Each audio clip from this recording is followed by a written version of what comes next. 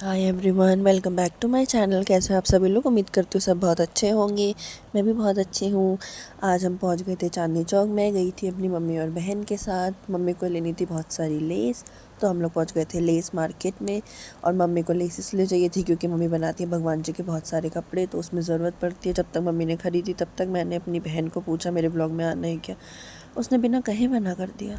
मैंने उसे ज्ञान दिया, उसके फेस से पता चल रहा था कि उसे ज्ञान की ज़रूरत है नहीं। तो हम दूसरी दुकान पहुंच गए थे। दूसरी दुकान जाके मम्मी ने मुझे बहुत सुंदर ओढ़नी दिलाई थी। ओढ़नी दिलाते दिलाते मैंने मम्मी को बोला, मम्मी जब ओढ़नी भी दिला दी है, चांदनी चौक भी आ गए हैं, तो पराठे भी खिला दो। मम्मी के एक्शन से रिएक्शन का पता चला मुझे, तो मैंने अपनी बहन को बोला कि मम्मी को मना ले। तो पहले अनसुना करा, फिर मैंने डायरेक्ट पूछा, उसने डायरेक्ट मना कर दिया गाइस।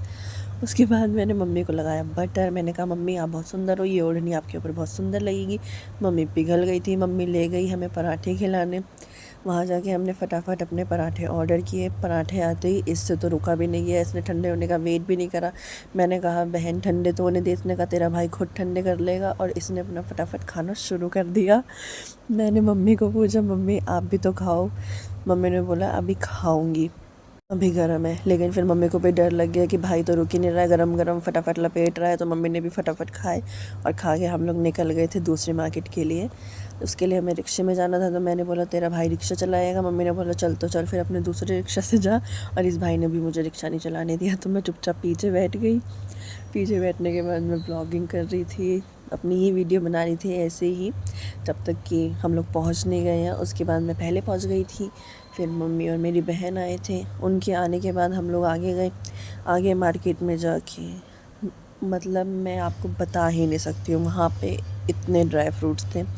मुझे लग रहा था कि दुनिया के सारे ड्राई फ्रूट्स इसी जगह पे है। और ड्राई फ्रूट्स इतने थे, वो देखते देखते कब मसाले आ गए यहाँ पे, मैं तो समझ ही नहीं पा रही थी ये सब चीज़ें। और मसालों के आने के बाद मेरी हालत ख़राब हो गई थी उनकी स्मेल से। तो मैंने मम्मी को बोला, मम्मी 2 मिनट रुक जाते हैं। हम लोगों ने वहीं पे ही रुक गए, मम्मी दुकान पे ही रुक गई सामान लेने के लिए। फिर सामान लेके हम लोग बैठ गए थे रिक्शा में। रिक्शा में हमने इतना सामान लिया था कि आ भी नहीं रहा था। तो मैंने बोला, मालिक जब इतना सामान ले ही लिया है तो 10 रुपये का चिप्स भी ले लेते हैं। तो मम्मी ने बोला, कैमरा बंद कर, अभी सब दिलाती हूँ। तो मुझे तो समझ नहीं आया। मैंने अपनी बहन को बोला, छोटी तुझे भी कुछ चाहिए तो बता। तो पहले तो उसने स्माइल की, पर वो समझ गई थी, तो उसने साफ मना कर दिया कि नहीं मुझे कुछ नहीं चाहिए। तो फिर मैंने भी मना कर दिया था कि नहीं मम्मी मुझे कुछ नहीं चाहिए। और उसके बाद मुकैम्बो खुश हुआ।